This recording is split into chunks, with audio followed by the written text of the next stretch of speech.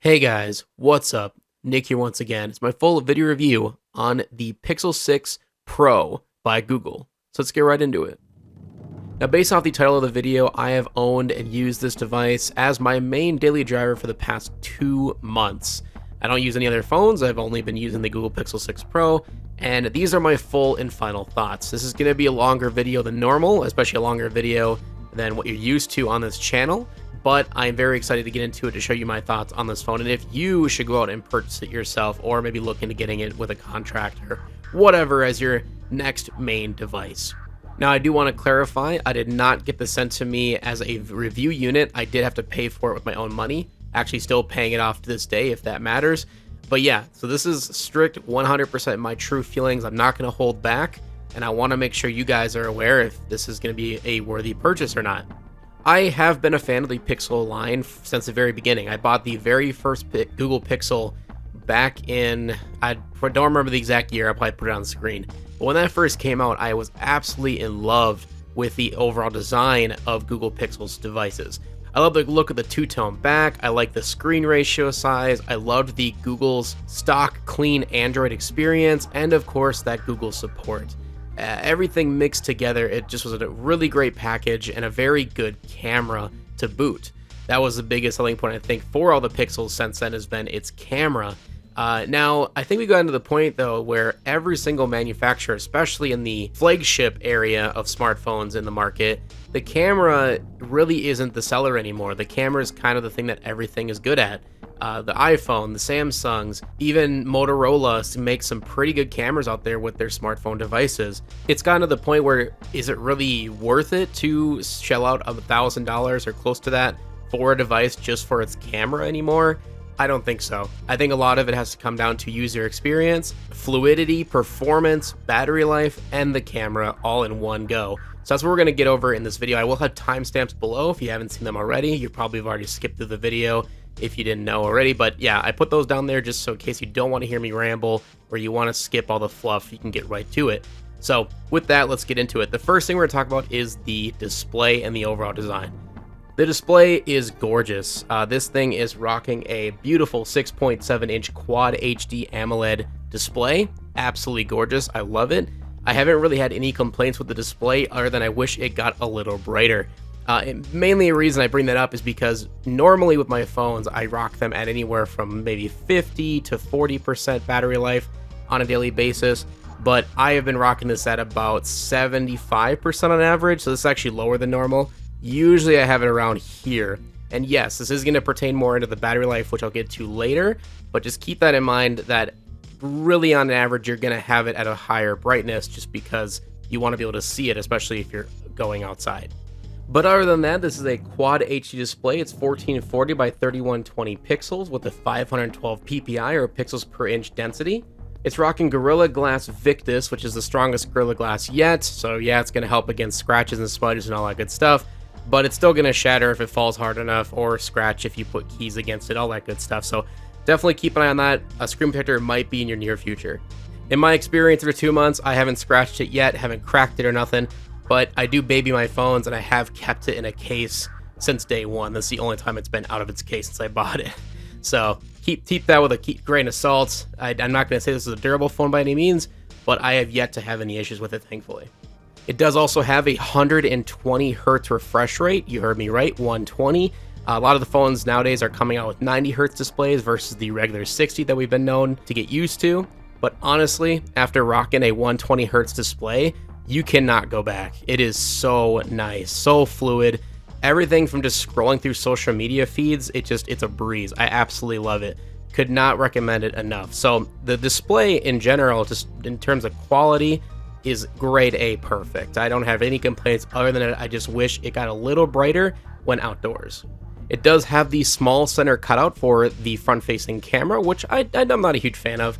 I don't mind it too much. I actually do like the look of the offset that the Samsung Galaxies had for a while, where it was over in the corner. It felt a little bit more out of the way. I do notice a little bit more when it is in the middle. But that being said, when it comes to like playback content of gaming, videos, you name it, it does get it cut off, so you don't notice it at all during those situations. But yeah, it is there, and you can still see it.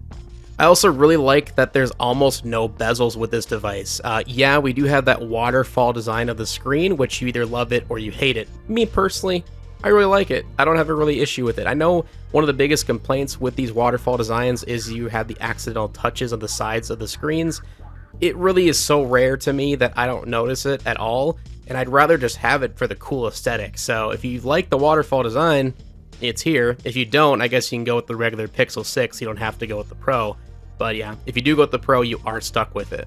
The phone does have a really nice weight to it. It's 210 grams, which is a little heavier than most phones out in the market right now. I'd say it comes right neck and neck with the iPhone Pro Max.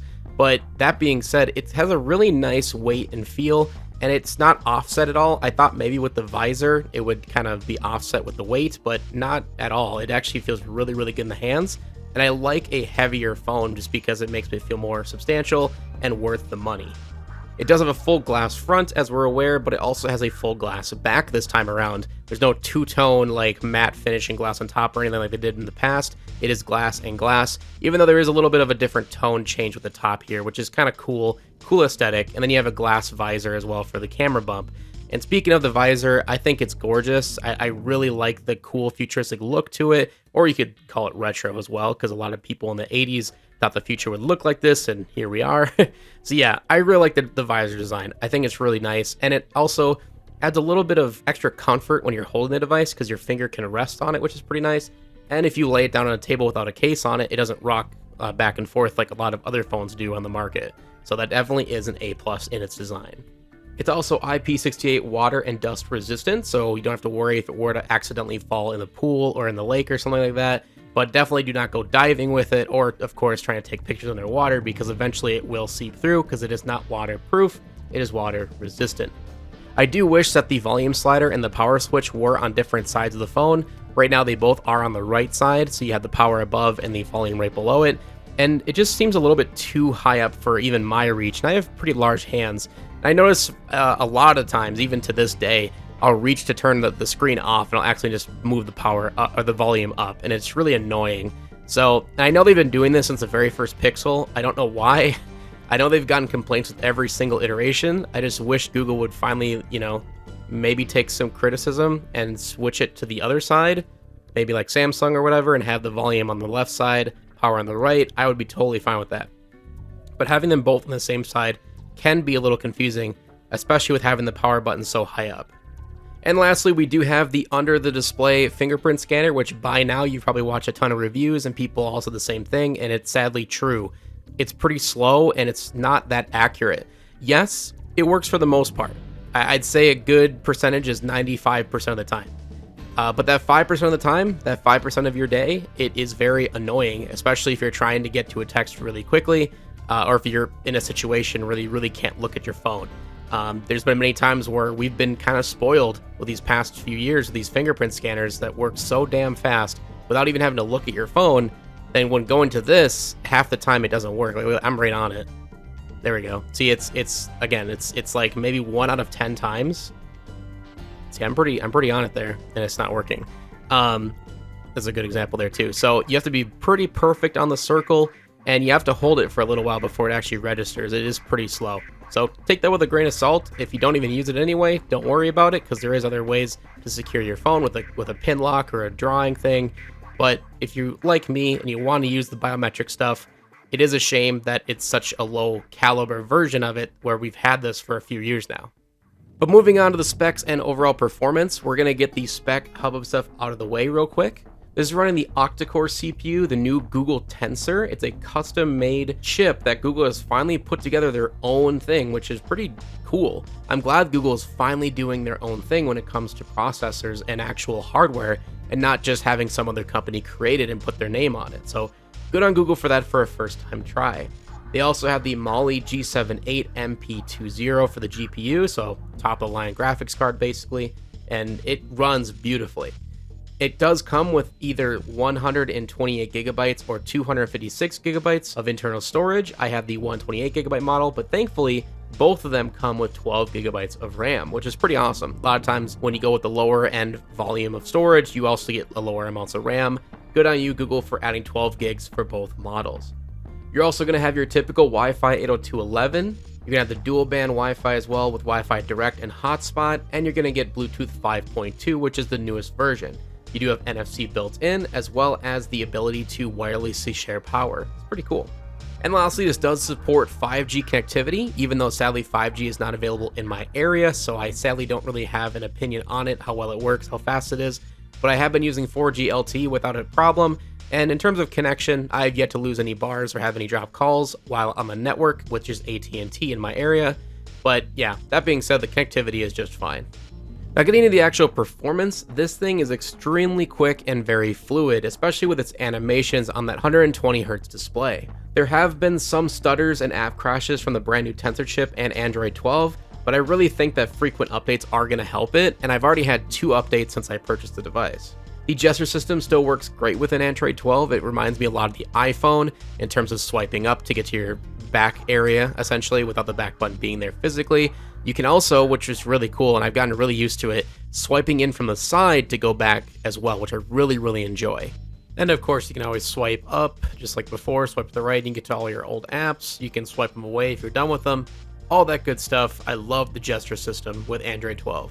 Gaming is also really great on the Pixel 6 Pro. I haven't had any issues with it. I haven't had any lag spikes. Games look beautiful, especially like the new Rocket League side swipe running at 60 frames per second. No issues whatsoever. The only thing I've noticed is, and which I've seen with a lot of phones, it just gets hot after a while with extended use. So if you play a game for quite a while, like maybe 30 minutes or longer, which in my opinion is kind of a long time for a mobile game, you are going to see a lot of heat coming from the back of the device. I have never had it overheat to the point of the phone just turning off or whatever, or the app crashing due to it overheating, which I have heard from people saying that they've witnessed with different forums and stuff. For me personally, never had that as an issue. The only thing I did notice is after a long play session, exiting the app and trying to use other regular apps like social media or trying to text somebody back, there is a lot of lag. Not like extreme lag or anything, but it is noticeable, and I think even the refresh rate dips down to 60 Hz instead of the 120 to save on performance or something like that. I'm not sure, but it is something definitely to note and something you may look out for if you're doing a lot of gaming on your phones. I also really like that while gaming, the visor does add, again, that finger rest right around the corner, which is a good grip, I guess, if you're really getting into it or whatnot, but it really keeps it easy in your hand, especially if you're not even using a case. Even with my case that I have, it still has the lip, thankfully, so yeah, it's really nice and it feels really good. Just an added extra grip when playing games or anything really in landscape.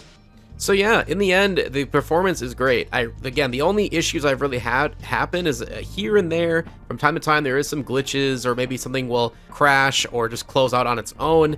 It happens from time to time, especially with a brand new hardware that's never been seen before from a company that's never made hardware on top of pretty much a new version of the newest software from Android. So again, with new updates that'll be coming out, I'm sure a lot of those hiccups will be taken out without any issues. They've already fixed a couple glitches from the very first few days I had the phone with a previous software update. So seeing that they have that progress going on, I am more than certain that they're going to get fixed. So I can't really rat on them too hard for any glitches or anything that I've noticed with performance. Now moving on to the features. This is usually my favorite part of the device or any device that I review, but I have to be honest, with the Google Pixel 6 Pro, it's kind of boring when you look at the features list. I will say this though, even though it's kind of boring in terms of not having that many gimmicky features or ones that are really like that standoutish, the ones that it does have, it does really well. So for instance, one of the first things you'll notice is Google is really pushing for the Android version of the iPhone. They're just basically going for that iPhone aesthetic. It's kind of, here's what you get. You might not be able to change much with it, but it runs flawlessly. It looks good and it just works. That's kind of the iPhone philosophy in my opinion. Nevertheless, I'm not really excited for that, and I hope Google kind of doesn't go for that, because I've noticed with a few things with this phone, and I'll get more into them in a minute, that they have taken away kind of the beauty of what Android is compared to iOS in terms of its customizable options. So what I mean by that, there's just less customizability right off the bat. Like, yes, you still are running Android, so you can always download a custom launcher and change pretty much any of these issues that I'm about to kind of describe. But that being said, I don't like doing that. I don't like using third-party apps. I like using what comes with the phone and judging the phone based off what it comes with. So for instance, the always on display is a cool feature, and I've always loved always on displays with any Android phone, and I will always continue to hope that they continue this trend with new phones in the future. But for some reason, Google didn't really add any customizable options at all for the always on display. You can't really change anything from the clock to where it's positioned to what the icons look like to having more stuff or information on the screen. I also like what Samsung has done in the past, where you could even have like a GIF as your background, which is pretty dope. So not that that's really needed. I'm not saying that it's a fail because of that. Like, you still get the information you need. You still have the weather, the time, it still works great. It's just something that I wish would have been implemented more in terms of user customizability. So, and that's just one example. Another one is the included widgets. I just have not been a fan of at all. I know a lot of people really praise them for their simplicity, their minimalist aesthetic, stuff like that. And I get that. It does look kind of cool in certain situations, but for the most part, the Google built-in widgets, like for the clock that I'm basically getting at, just isn't that good. I had to download a third-party clock app, which again is one of the first times ever I've had to do that with an Android phone. Usually I'm pretty happy with the ones that come out of the box with the proprietary software, whether that's the Samsung launcher or the Google launcher or whatever. But this time around, I just feel Google kind of missed the mark with a lot of their widgets, and they just kind of look bland to me. I'm just not a real fan. Same with, there's no way to turn off the at a glance feature, which is basically just showing the weather and the date. Don't know why. Not really a big deal, I guess, to me, because I like it having it here anyway, but I would love the ability to either move it or turn it off at least. Just kind of weird. You also cannot turn off the Google search bar, or you can't move it either. I used to always have it at the top of my phones. I don't know, I'm just kind of weird like that, but I guess they looked at the test markets or whatever, and most people had it at the bottom, so they said, screw it, we're slapping it on the bottom, and it's stuck there. You can't move it, you can't delete it, whatever, it's there, and you have to deal with it. Again, this kind of just feels like iPhone, and it's like I moved from iPhone to Android to have customizable options. That's the reason I love Android, and the fact that we're kind of getting forced to use these features or have them on our phone is a big bummer. Another thing too is I always liked having the infinite scroll screens, or the home screen. So for instance, what I mean by that is I have two screens right now. So I can scroll right, and I got my calendar and my Spotify. I like being able to also scroll this way and getting to the same screen. I don't know why there's no option to do that. They did by default usually have an app store. Like if you swipe to the right here, you'd have the Google application. I'm glad you can at least turn that off, because those are always super annoying. I'm not a fan of those. But again, it's just certain little things like that where you have them on almost every other version of Android, but for some reason with Google's launcher, you cannot do that. They just kind of want to keep it clean and simplistic, and I get that. But again, I want my customizable options. There is one cool thing though with the home screen that they implemented, which was the icons actually blend into the background or whatever wallpaper you're using. I got this wallpaper off Google Images, and I love that my icons actually changed to the color aesthetic of the background, which is pretty dope. Obviously, the only downside is not every icon does it. A lot of the social media apps just stay the way they are. I do understand that to a degree, but it sucks that only the Google proprietary applications work with this new kind of software update. So keep that in mind. That might be something in the future they might update and have all of them change to, which I would love. But for right now, it's only certain applications that actually change to the color scheme that you want. Kind of a bummer, but still pretty cool feature. Moving away from the launcher features, other than like the Android 12 features that we kind of talked about a little bit ago, you do have the new look to the notification shade. I like the look of it. I like the tiles. I like you can customize whatever one or quick little icons you have in here. Pretty easy for your tools, your flashlight, or anything of that sort. You can customize it to your liking. It is kind of weird having the power switch being in the notification shade now instead of just holding down the power switch. Kind of just defeats the purpose of calling this a power switch. But that being said, the power switch now is integrated to the Google launcher, so you can just hold that down and it brings it up like Siri does in the iPhone. Pretty neat, but still kind of weird having that there. But there is also the quick button to the settings, and then you have the brightness slider at the top like I showed before. All around pretty cool, but it's just there's some things that are missing that just could have been done a little better. When looking at the speakers, we do have a stereo speaker setup, so we still have the speaker at the top, which is for taking phone calls, but now is also a loudspeaker. And then we have the regular speaker on the bottom next to the USB-C port. These speakers are great, honestly. They're very loud, they're very clear, they're crisp, they're clean. I'd play a song for you, but I'm worried about DMCA, and honestly, this microphone's not going to do them justice, just trust me. These are super loud, they're not tinny at all, they have good bass, and they sound clear, even at this very, very loud volume, at the highest volume they can go. So yeah, very good speakers. The Google Assistant is better than ever. The speech-to-text version of Google Assistant is amazing. It's by far the best I've ever seen on any phone.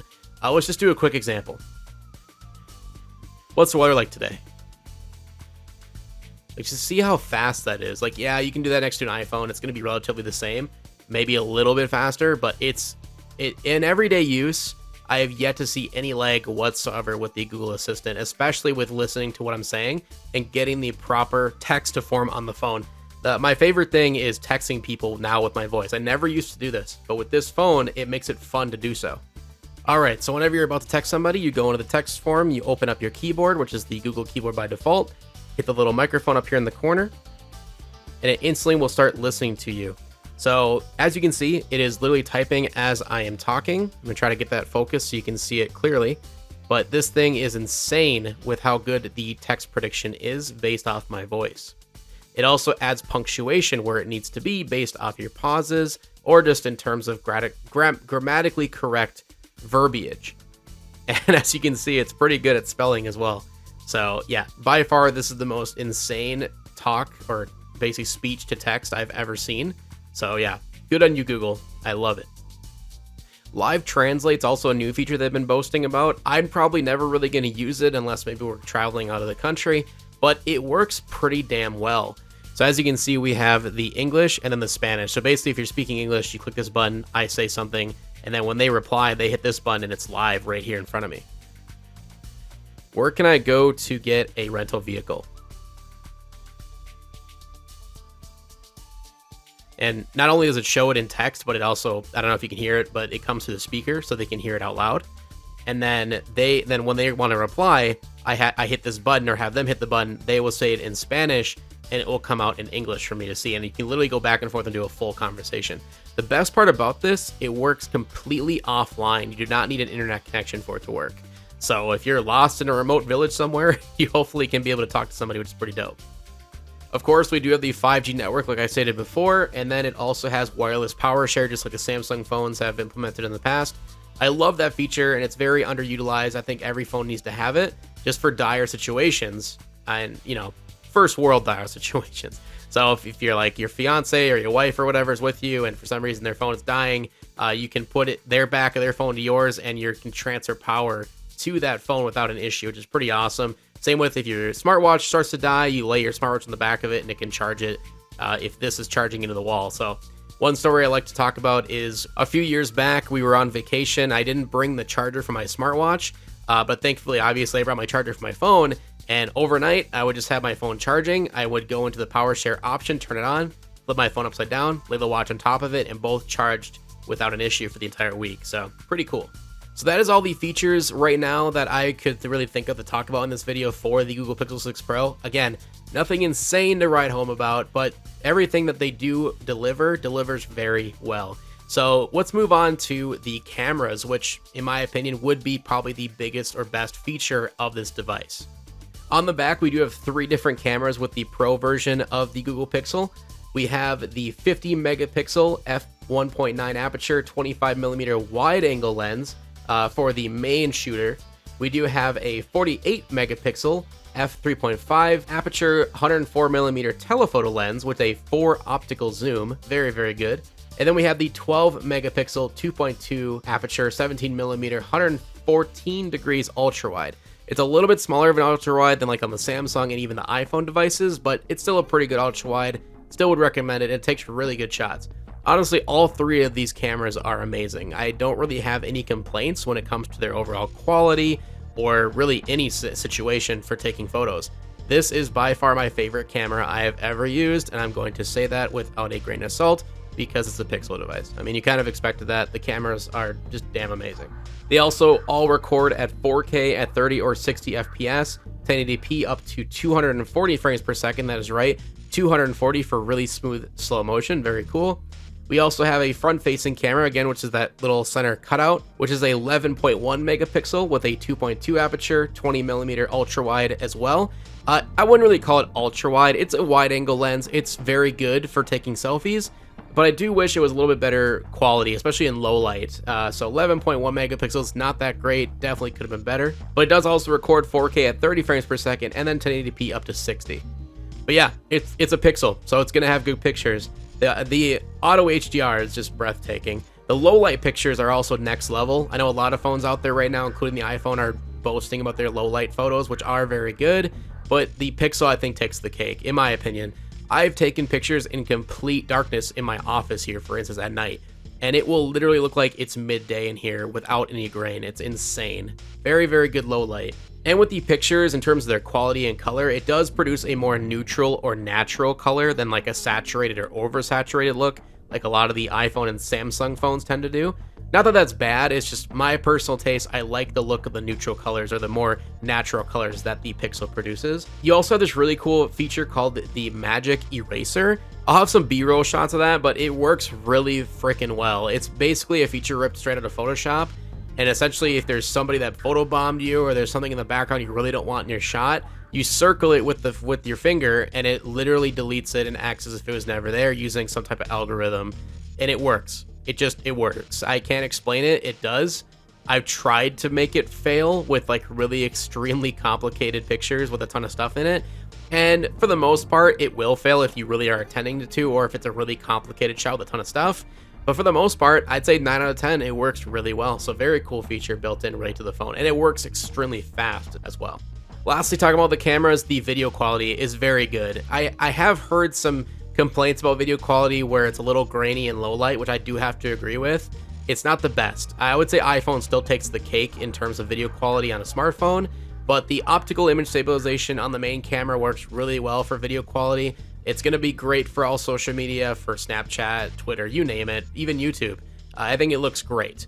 Could it be better? Of course, especially with the front-facing camera. It's pretty blurry in my opinion, pretty pixelated, especially in low light or basically not perfect lighting conditions. So to keep that in mind, if you're doing a lot of FaceTime or anything like that, or Zoom calls, the front-facing camera, it might not be the best choice.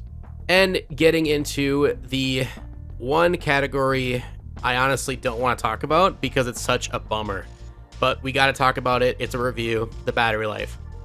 Yes, you've probably heard it a billion times by now. The battery life on the Pixel 6 Pro just isn't where it should be, and I have to agree with it.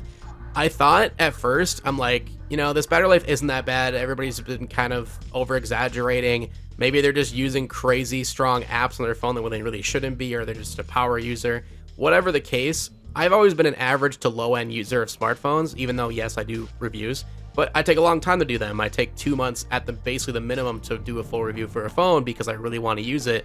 And my daily phones sit on my desk pretty much 90% of the day. Or when I'm out and about, they're in my pocket. I'm not really out taking a million pictures or texting a million people. Like, no matter how popular I think I am, I'm not that popular, so I'm not really on my phone too much. Now, from time to time, I do scroll through it, through Twitter, through Facebook, through Snapchat, through my Discord. From time to time, I do check it. And then I'll play a game here and there. Mostly, I've just been playing Rocket League Sideswipe. I've been really loving it. Not a sponsor, but if you'd like to sponsor me, that'd be awesome. But that being said, in my average to low usage, my battery life is pretty bad. I'm not even exaggerating. It's pretty bad. For instance, I will take this off the charger around 8 in the morning every single day. And by, I'd say 10 p.m. at night, I'm around 30 to 35%. Yeah, it survived the day, it's there, it's working, but that was with very minimal usage and at home the entire day. I didn't go anywhere, right? So it's one of those things that really worries me, where when I do go places, by the way, I'll get to that in a second, where I have gone somewhere with this phone and tried to use it an entire day without it dying, and I couldn't get through the entire day because I had to use it with GPS and stuff like that.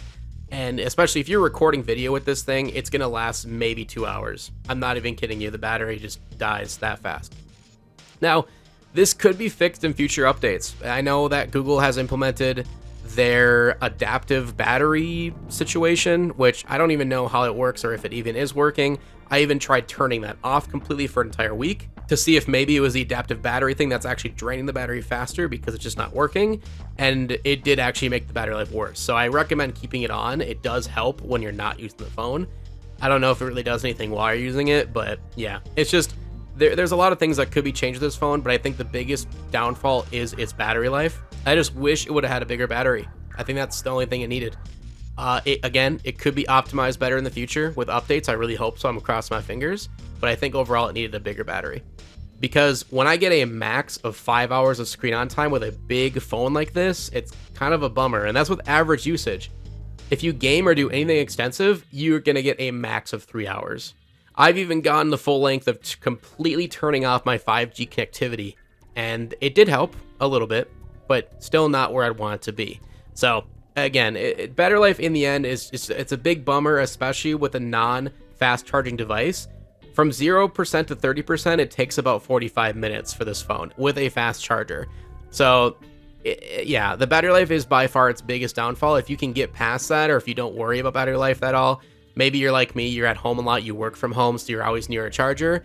If that's the case, you won't have to worry about battery life. I promise you that. Like, you're gonna see lower than average percentages by the end of the day, but your phone will never actually die on you. But if you're a power user, or if you're out and about a lot, you might want to look elsewhere. Alrighty, so for the final verdict, should you go out and buy yourself a Google Pixel 6 Pro?